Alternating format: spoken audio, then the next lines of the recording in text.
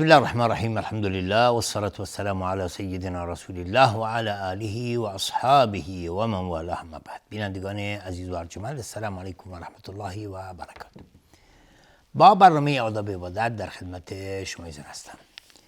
برنامه امروز ما در مورد آداب سلام کردن هست.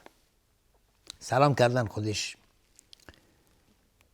یکی از آداب بسیار مهم اسلامی است که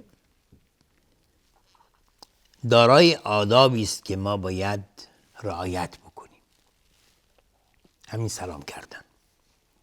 اولا از مهمترین آداب سلام کردن اخلاص نیت برای خداوند. اخلاص نیت برای خداوند. یعنی وقتی که شما سلام کسی میکنید، نیتت خالصانه برای خداوند باشه که شما به خاطر خداوند، به خاطر رضای خداوند دارید سلام برادر مسلمانتون میکنید و با این سلام کردنت و این گفتنت نیتت خالصانه برای خداوند است و هدفت هم هدف دنیوی نیست که از کسی سوء استفاده بکنی، نه، بلکه هدفت آخرته، رضای خداونده، خوشنودی خداست.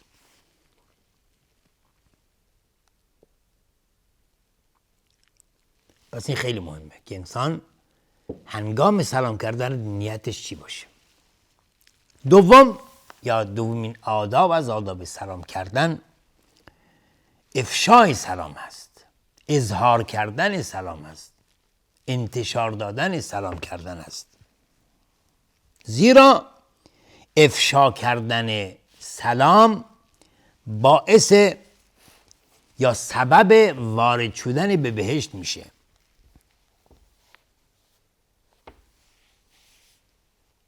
پیامبر صلی الله علیه و سلم میفرمایند که افش السلام و اطعم الطعام و صل الارحام و قم باللیل و الناس نیام و ادخل الجنة بسلام. این حدیثه. پیامبر صلی الله علیه و سلم میفرمایند که افش السلام، سلام رو افشا بکن، اظهار بکن، و اطعم الطعام، خوراک بخوران به دیگران، و صل الارحام، صله رحم انجام بده، و قم باللیل و الناس نیام، شبها بلند شو در حالی که مردم خوابیدن. یعنی مشغول چی شو؟ مشغول نماز قیام اللیل بشو. و ادخل الجنة بسلام، این کارا رو انجام بده، وارد بهشت بشو با سلام، با خوشی و راحتی و سلامتی. یعنی این کارا رو انجام بدی، افشای سلام بکنی، خوراک بخورانی به دیگران، صله رحم انجام بدی و شب زنده داری بکنی، قیام لیل بخونی، خلاص وارد بهشت میشی. در حدیث دیگری میفرمایند که والذی نفسی بیدی لا تدخلون الجنة حتی تؤمنوا ولا تؤمنوا حتی تحابوا اولا ادلکم علی شیء اذا فعلتم تحاببتم افشوا السلام بینکم. خیلی راحت. میگه که پیامبر صلی قسم میخوره، میگه قسم به اون ذاتی که جان من در دست اوست، هرگز وارد بهشت نمیشید تا اینکه ایمان بیاورید، ولا تؤمنوا حتی تحابوا، و ایمان هم نمیارید تا اینکه با همدیگر دوست بشید، همدیگر رو دوست داشته باشید. اولا ادلکم علی شیء اذا فعلتموه تحاببتم، میگه آیا من شما رو راهنمایی نکنم یا راهنمایی بکنم به کاری که اگر انجام بدید باعث ایجاد محبت میشه؟ اصلا فرمود بله. فرمود رسول الله صلی الله علیه و سلم افشوا السلام بینکم، سلام رو بین خودتون انتشار بدید، افشا بکنید، چون سلام از سلامتی میاد، از تندرستی میاد. افشوا السلام بینکم. از دیگر آداب سلام کردن التزام به صیغه سلام کردن هست. اون سلام کردنی که وارد شد از رسول الله صلی الله علیه و سلم.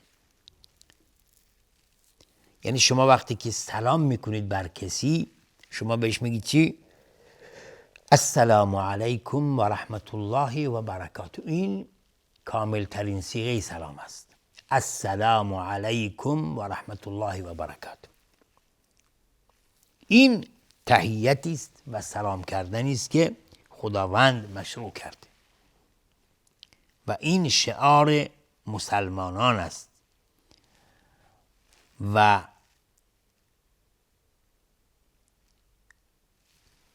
خوشامدگویی فرشتگان،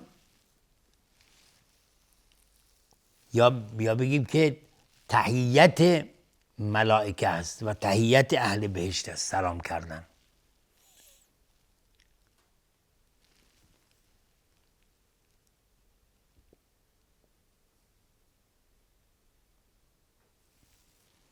پس اینجاست که ما دقت بکنیم، میگیم السلام علیکم و رحمت الله و برکاته.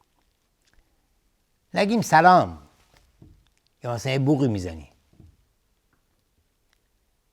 جمله را کامل بگی السلام علیکم و رحمت الله و برکاته.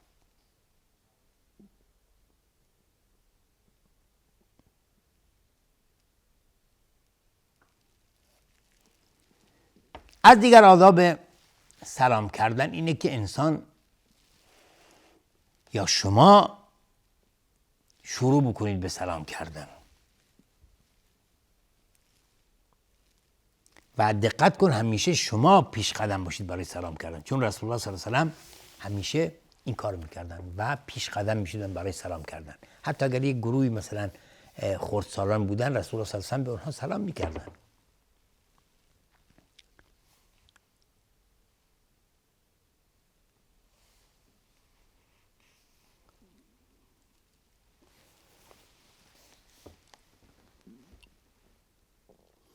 زیرا رسول خدا صلی الله علیه و آله میفرمایند که ان اولى الناس بالله من بدأهم بالسلام. میگه اولاترین مردم به خداوند، نسبت به خداوند کسی است که من بدأهم بالسلام، کسیه که ابتداءً سلام بکنه به اونها. و در حدیث دیگری ما داریم که حق المسلم علی المسلم ست، حق هر انسان مسلمان بر برادر مسلمان 6 چیزه.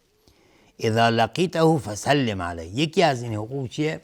میگه اذا لقیته فسلم علیه، اگر او رو دیدی سلام بکن بر او، یعنی پیش قدم باشو شما، بگو السلام علیکم و رحمت الله.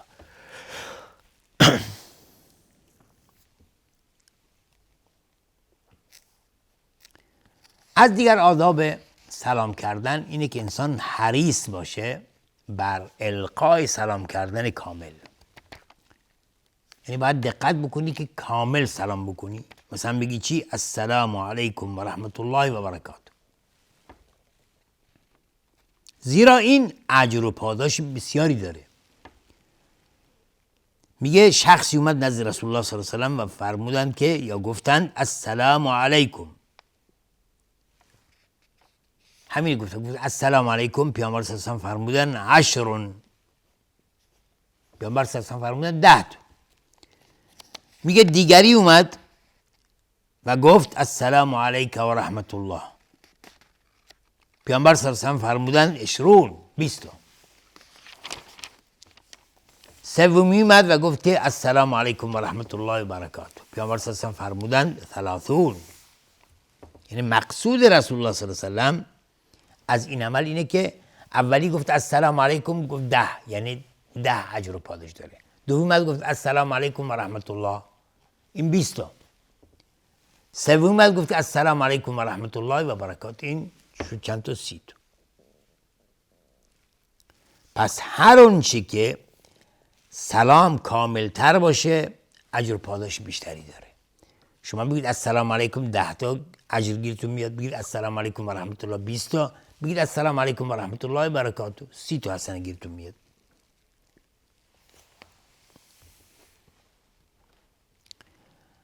رها کردن سلام کردن غیر شرعی امروز مد شده. میگیم مساء الخیر، صباح الخیر، یا how are you، مثلا میگیم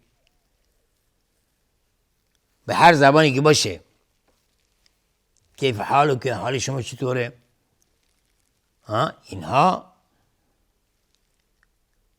اجر و پاداشی نداره به اون صورت.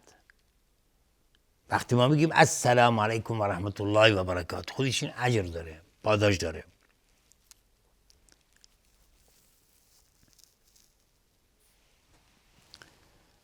از دیگر آداب سلام کردن اینه که حتما قبل از سخن گفتن سلام بکنید. شما وقتی میخواید با کسی صحبت بکنید، قبل از اینکه او رو ملاقات بکنید، اول میگید بسم الله. نه، اول میگید السلام علیکم و رحمت الله، السلام علیکم و رحمت الله و برکات. وقتی که ملاقات بکنید کسی، میگید السلام علیکم و رحمت الله و برکات، با او ملاقات میکنید، سلام بر او میکنید، القای سلام هست.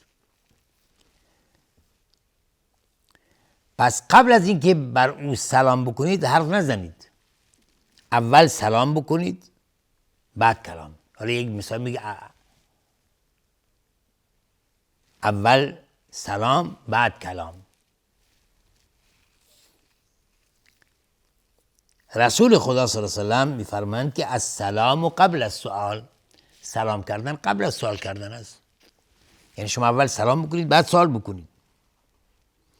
و رسول الله صلی الله علیه و سلم میفرمایند که فمن بدأکم بالسؤال قبل السلام فلا تجیبوه.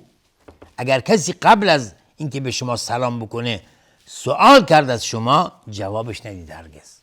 پس من بدأکم بالسؤال قبل السلام، کسی که شروع میکنه به سوال کردن از شما قبل از سلام کردن، جوابشو ندید. این راه و روش اسلام هستش. دست دادن همراه سلام کردن.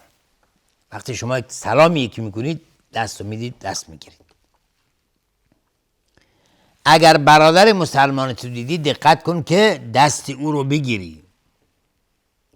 وقتی هنگام گفتن السلام علیکم و رحمت الله دستشو میگیرید، زیرا این باعث ایجاد محبت بیشتر میکنه و سبب میشه که اون طرف نسبت به شما نظر خوبی پیدا بکنه و ایده خوبی داشته باشه از شما.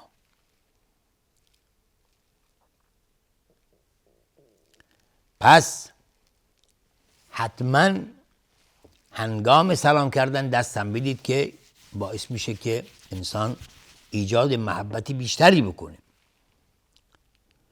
پیامبر علیه السلام میفرمایند که ما من مسلمین یلتقیان فیتصافحان الا غفر لهما قبل ان یفترقا. میگه هیچ دو تا از مسلمان نیست که با همدیگر ملاقات بکنن و دست همدیگر رو بدن و دست به همدیگر بدن و سلام بکنن مگر اینکه غفر لهما، اونها مورد آمرزش قرار میگیرن قبل ان یفتر، قبل از اینکه از همدیگر جدا بشن.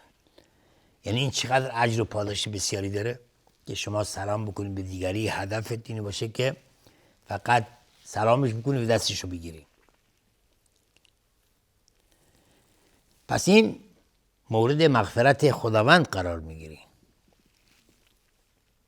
در حدیث دیگری ما داریم که رسول الله صلی الله علیه و سلم فرمودند ان المؤمن اذا لقي المؤمن فسلم عليه واخذ بيده فصافحه تناثرت خطاياهما كما يتناثر ورق الشجر. سبحان الله.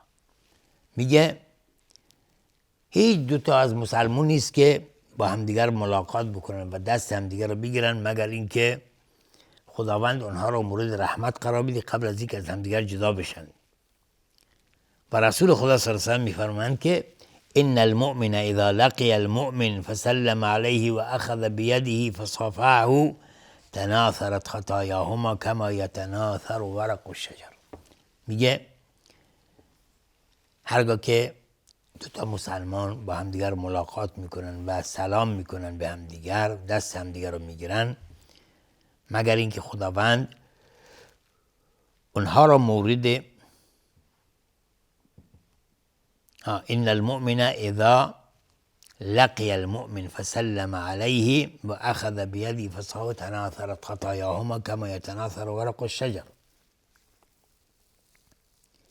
میگه که به درستی که انسان مؤمن وقتی که برادر مؤمنش رو ملاقات میکنه و بر او سلام میکنه و دستش رو میگیره، تناثرت خطاياهما كما يتناثر ورق الشجر، میگه تمام گناهان اونها از بین میره، برداشته میشه، مانند کما یتناثر ورق الشجر، مانند هنگامی که برگ درختان میریزه. چگونه؟ مثلا شما پاییز، وقت پاییزه، درختان تمام برگاشون میریزن.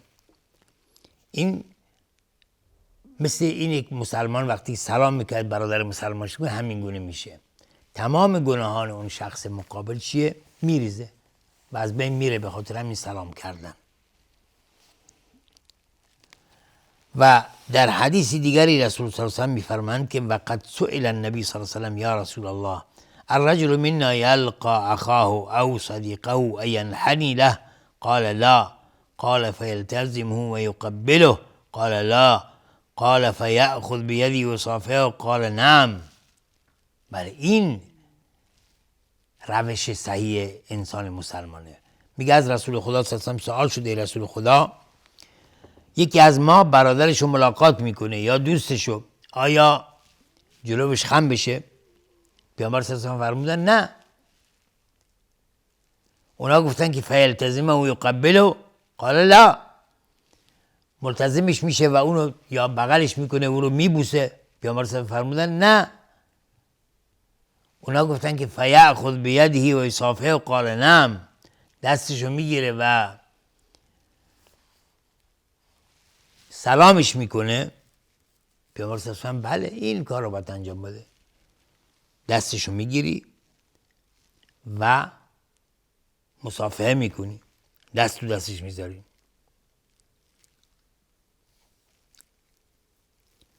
از دیگر آداب سلام کردن